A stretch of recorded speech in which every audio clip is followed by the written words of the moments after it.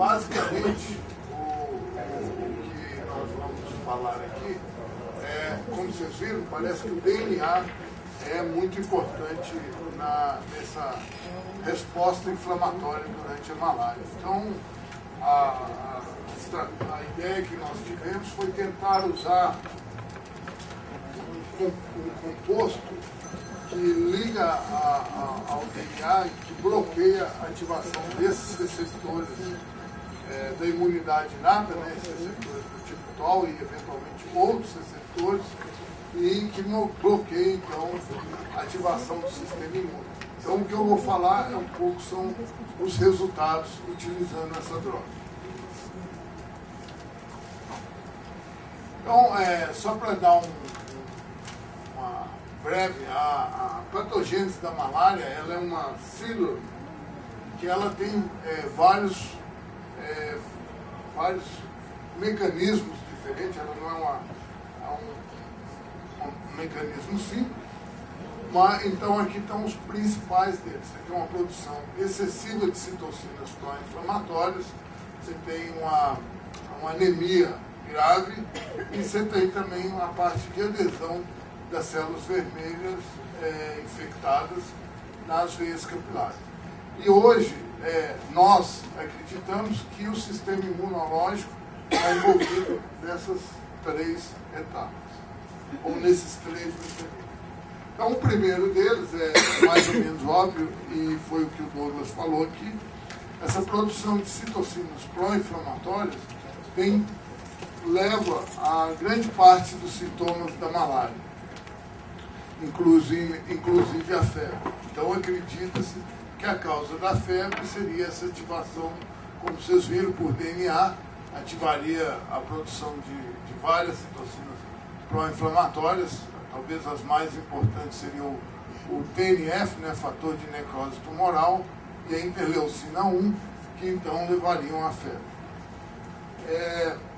No caso da anemia, boa parte da destruição das células vermelhas é causada pelo crescimento do parasita e destruição. Porém, se você for pegar os pacientes com malária, o número de células vermelhas destruídas é muito maior do que o número de células infectadas. Então, a ideia é que você tem uma remoção de células vermelhas, não só infectadas, e acredita que uma supressão dessa eritropoiese, que é a geração de novas hemácias vermelhas. E acredita-se que essa supressão da eritropoiese, ela é uma consequência da ativação do sistema imunológico, principalmente da via dos interferons. Então, novamente, você tem então o sistema imunológico agindo. E, finalmente, você tem a adesão das células vermelhas nos vasos capilares, e isso, pelo menos em alguns, tem como consequência a malária cerebral, que é uma malária grave, que ocorre principalmente na África, menos no Brasil. Mas o que acontece é que as células infectadas com plasmódio ligam nesses vasos capilares, e aí você ter uma obstrução desses vasos, inclusive com participação de hemácias não infectadas, que então vão ter como consequência a malária cerebral.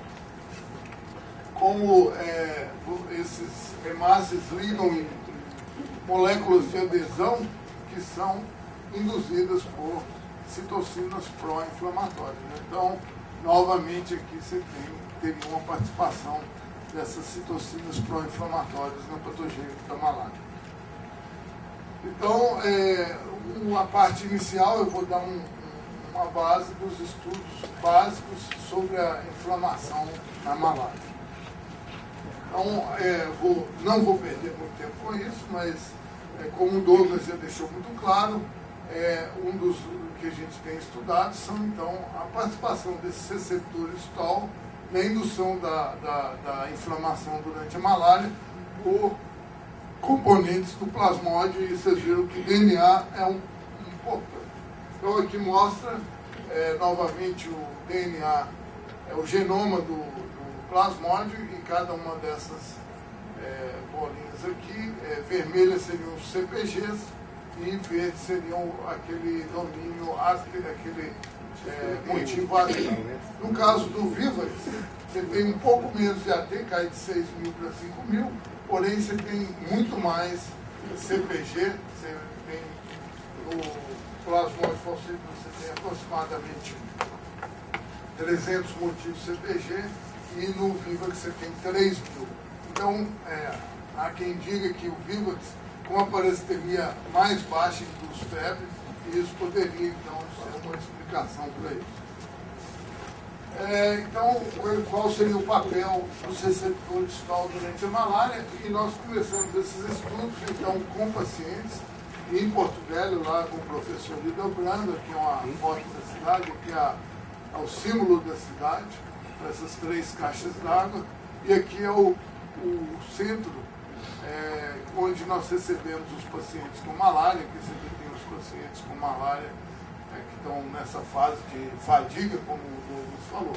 Então, nós coletamos as células do sangue periférico desses pacientes durante a malária e após o tratamento.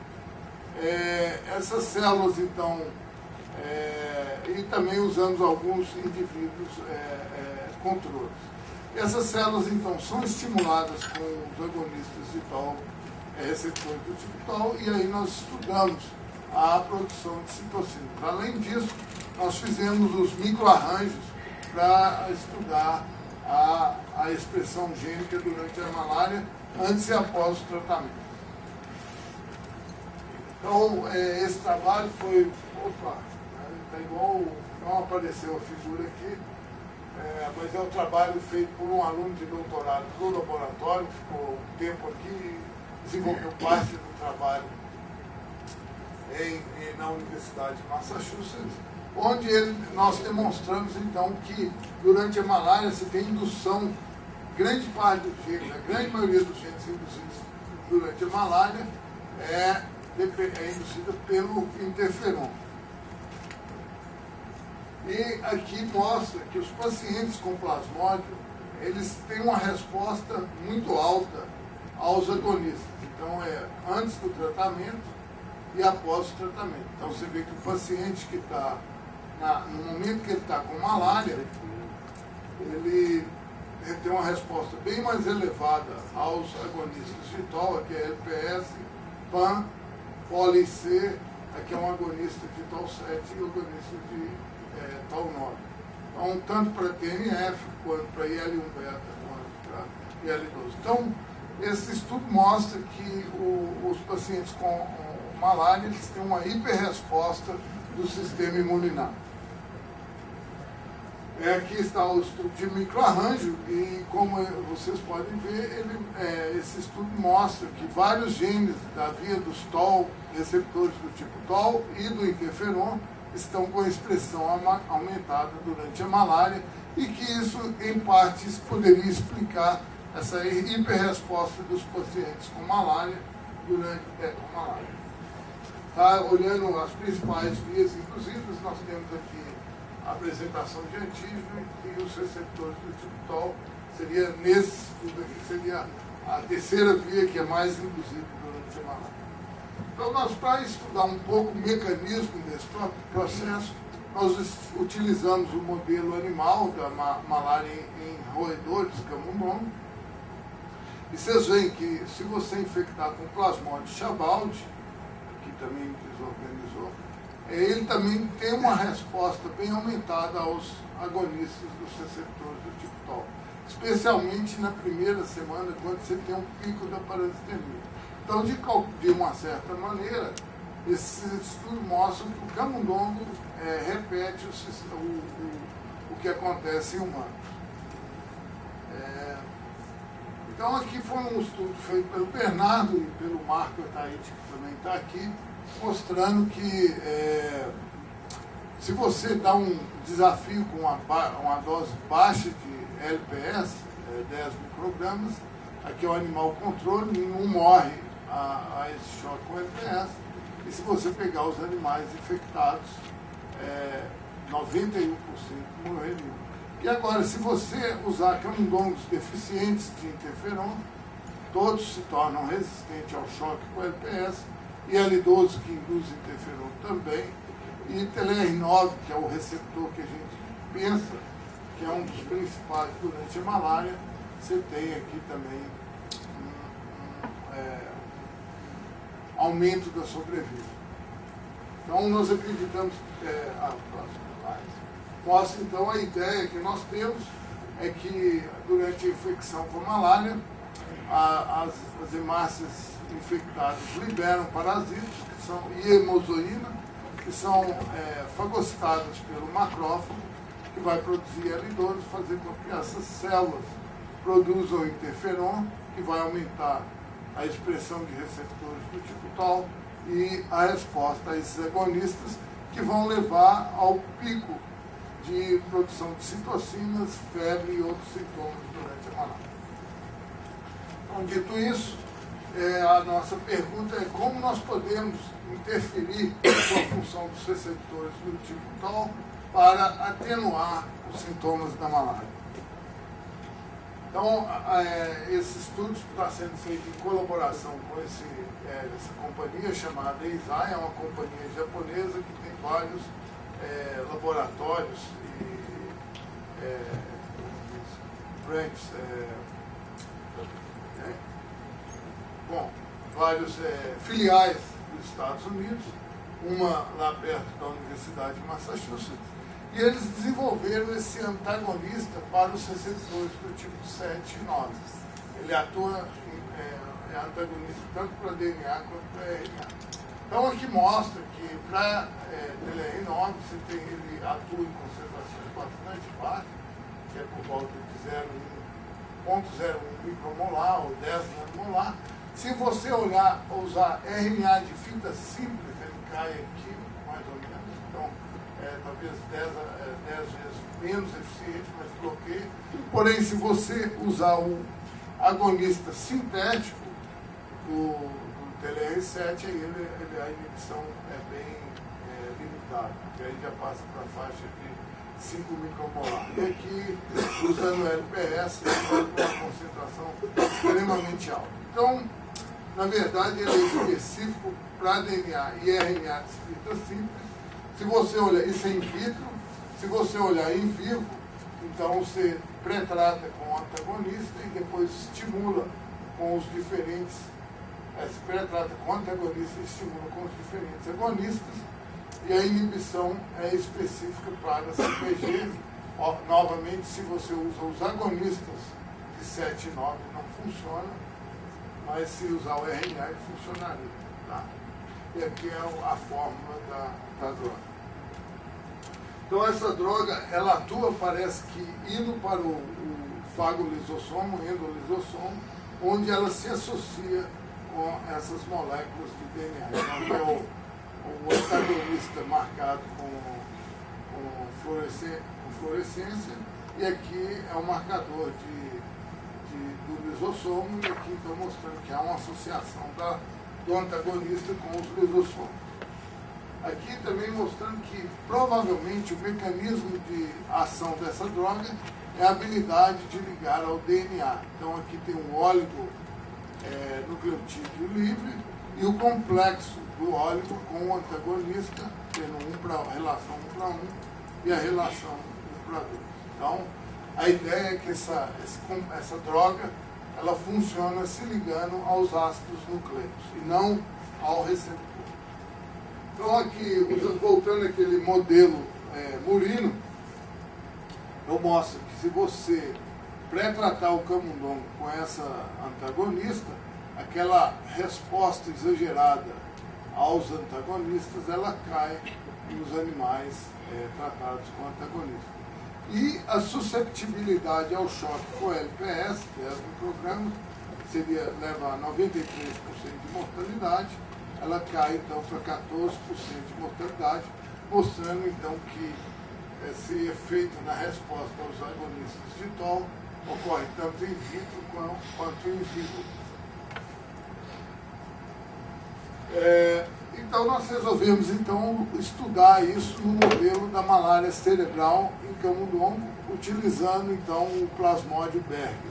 E aqui mostrando então, se durante a infecção com o plasmódio Berger em camundongo, você tratar com um antagonista, então você controla essa produção excessiva de citocinas pró-inflamatórias. Aqui é o animal não tratado e tratado com antagonista.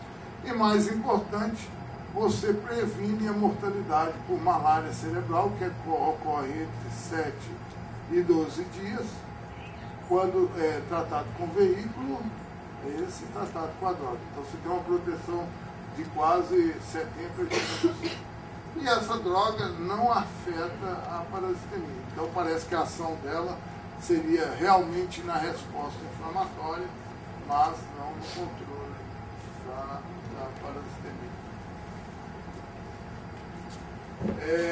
Novamente, então, aqui só mostrando mais que a droga atua inibindo a resposta aos agonistas de TOL e que parece que tem um efeito também nas células dendríticas. Então, a infecção com plasmódio ativa as células dendríticas, fazem ela diferenciar. Se isso ocorre no animal tratado, essa diferenciação e produção de citocinas pelas células dendríticas está diminuída. Então aqui a gente mostra nos camundongos com malária tratados com o veículo e tratados com a droga, que aqui mostra a mortalidade quando ele chega nesse score clínico, nesse graduação clínica. Então aqui significa como imortalidade. Então você vê que a maioria dos animais infectados morrem, tem sintomas, caem nessa graduação bem elevada, enquanto que os animais tratados, a maioria, eles iniciam a ter sintomas, mas depois eles curam e não desenvolvem a malária cerebral. E aqui, então, uma análise da patogênese, das lesões durante a malária. Então, o camundongo com malária cerebral, ele tem esse edema cerebral, e quando ele é tratado com antagonista, esse edema não ocorre mais. Se olhar, então, em processos inflamatórios, com células vermelhas e células inflamatórias, no animal tratado com veículo, você tem muito mais processos inflamatórios e maiores do que nos animais tratados com o antagonista. Então, aqui está a graduação, a quantificação dessas lesões. Então, só para concluir, então, a produção de citocina sistêmica observada durante a malária parece estar associada com priming inflamatório, que seja uma hiperresposta aos agonistas do tipo TOL.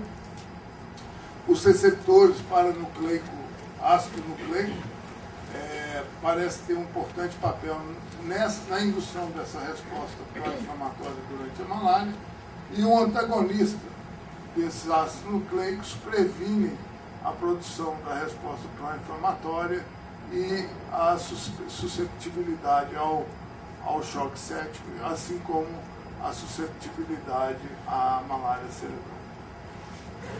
Então, finalmente eu gostaria de agradecer ao pessoal que participou desse trabalho, em especial uma grande parte do trabalho apresentado aqui foi feito pelo Bernardo Franklin. O Marco Ataí também teve uma importante contribuição, obviamente o laboratório do Douglas Golebot, o grupo da ESAI e também o grupo liderado pelo professor Hildebrando em Porto Velho, onde foram feitos os estudos com pacientes. Então, eu gostaria de agradecer, e se houver alguma pergunta,